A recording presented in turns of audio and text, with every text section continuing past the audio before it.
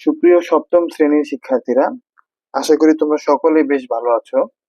আজকের ভিডিওতে আমি তোমাদের গণিত বইয়ের অনুশীলনী 2.2 এর 13 এবং 14 এই দুইটা অঙ্কের সমাধান করব। আমি এর আগের ভিডিওগুলোতে 1 থেকে 12 নম্বর অঙ্কের সমাধান করে রাখছি, তোমরা চাইলে সেই ভিডিওগুলো দেখে আসতে পারো। তো চলো আমরা প্রথমে 13 নম্বর অঙ্কটা সমাধান করি। দেখো 13 নম্বর প্রশ্নে কি আছে। মাইশা প্রতি মিটার 20 টাকা দরে 15 মিটার লাল ফিতা ক্রয় করলো। ভ্যাটের হার 4 টাকা। সে দোকানিকে 500 টাকার একটি নোট দিল। দোকানি তাকে কত টাকা ফেরত দেবেন? অঙ্কটা কিন্তু খুব সহজ একটা অঙ্ক। তো চলো এটা সমাধান করি। দেখো এখানে প্রতি মিটার মানে 1 মিটার সে 20 টাকা করে কিনছে এবং 15 মিটার কিনছে আর কি ফিতা। তাহলে আমরা লিখি যে 1 মিটার ফিতার ক্রয় মূল্য 20 টাকা। 1 মিটার ফিতার ক্রয় মূল্য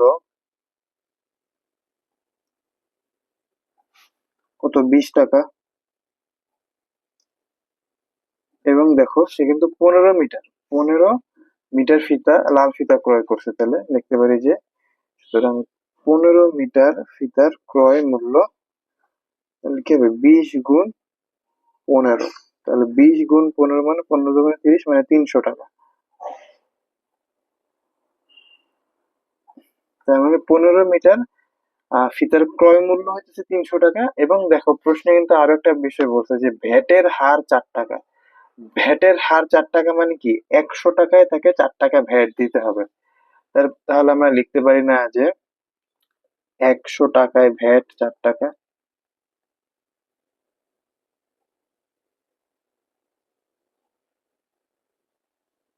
ভ্যাট 4 টাকা, সুতরাং 1 টাকায় ভ্যাট কত আরো কম হবে না? তাহলে 4 যাবে উপরে এবং 100 আসবে নিচে। এবং সে কয় টাকা কিনছে?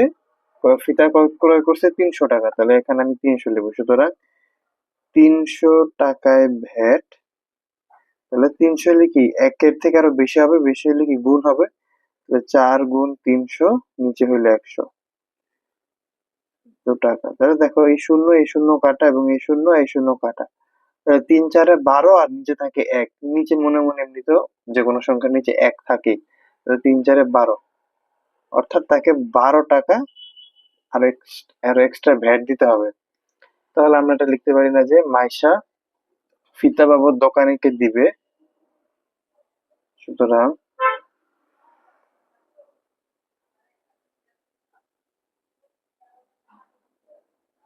ফিতা বাবদ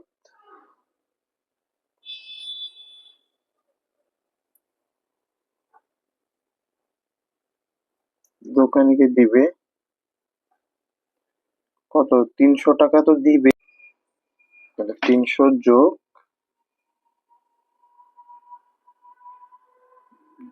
12 টাকা। তাহলে 300 টাকা তো সে 300 টাকার ফিতা কিনছে এবং 12 টাকা সে ভ্যাট দিবে। তাহলে টোটাল সে দোকানিকে মোট দিবে 312 টাকা। আচ্ছা, এখন দোকানি তাকে ফেরত দিবেন। সুতরাং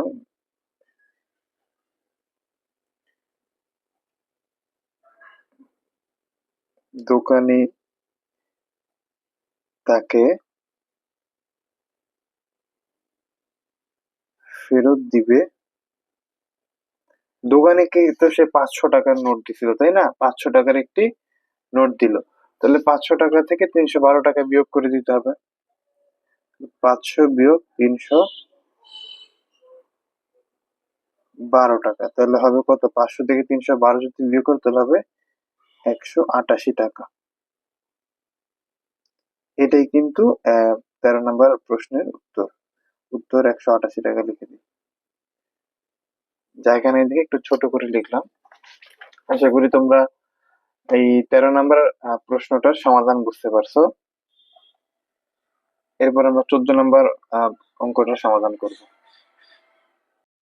এরপর 14 নম্বর প্রশ্নটা দেখো। মিস্টার রায় একজন সরকারি কর্মকর্তা। তিনি তীর্থস্থান পরিদর্শনের জন্য ভারতে যাবেন। যদি বাংলাদেশি ১ টাকা সমান ভারতীয় ০.৮৫ রুপি হয়, তবে ভারতীয় ৪২,৫০০ রুপির জন্য বাংলাদেশের কত টাকা প্রয়োজন হবে? খুবই সহজ একটা অঙ্ক এটা, দেখো। অল্প অল্প কথায় উত্তর হবে এটা, দেখো। সমাধান যে, তাহলে এই ০.৮৫ রুপিতে কি বাংলাদেশি ১ টাকা হয়? তাহলে আমরা এই কথাটাই লিখি যে ০.৮৫ রুপি সমান সমান কত? ১ টাকা, বাংলাদেশি ১ টাকা। সুতরাং ১ রুপি সমান সমান কি হবে? এই ১টা থাকবে উপরে এবং ০.৮৫টা থাকবে নিচে। এত টাকা। সুতরাং কত রুপি বলছে? ৪২,৫০০ রুপি। তাহলে ৪২,৫০০ রুপি সমান সমান ১ রুপিতে যদি এটা হয় ৪২,৫০০ রুপি, তো অবশ্যই কি আরো বেশি হবে। তাহলে ১ গুণ ৪২,৫০০ ভাগ নিচে দিচ্ছে ০.৮৫। তো ১-এর সাথে যদি ৪২,৫০০ গুণ করো, ওইটাই হবে, ৪২,৫০০ হবে। এবং ৪২,৫০০ কে যদি তোমরা ০.৮৫ দ্বারা ভাগ করো, অর্থাৎ যদি এটা ক্যালকুলেটরে বসাও, তাহলে আসবে কত? ৫০,০০০ টাকা। তোমরা এটা ক্যালকুলেটরে বসায় দেখতে পারো। ৫০,০০০ টাকা, অর্থাৎ ভারতীয় ৪২,৫০০ রুপি, বাংলাদেশি ৫০,০০০ টাকা হবে। তাহলে উত্তর ৫০,০০০ টাকা। আশা করি তোমরা ১৪ নম্বর প্রশ্নের সমাধানটা বুঝতে পারছো, যদি খুবই সহজ একটা সমাধান ছিল। এরপরে আমরা ১৫ নম্বর অঙ্কটা করব।